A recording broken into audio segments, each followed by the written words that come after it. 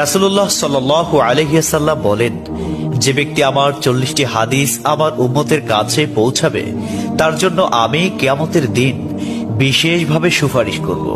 সুবহানাল্লাহ।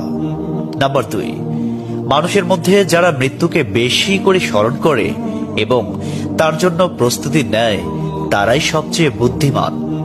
নাম্বার 3, প্রত্যেক জিনিসের যাকাত আছে, আর দেহের যাকাত হচ্ছে রোজা। নাম্বার 4, যে তার সময় আল্লাহর জন্য ব্যয় করে না তার জন্য জীবন অপেক্ষা মৃত্যু শ্রেয়।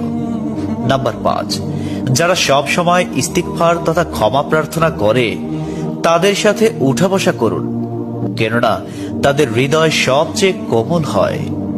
নাম্বার 6, তুমি যত সিজদা দিবে আল্লাহ তত গুণে তোমার মাফ করে দিবেন। সুবহানাল্লাহ। নাম্বার 7, সূরা ফাতিহা প্রায়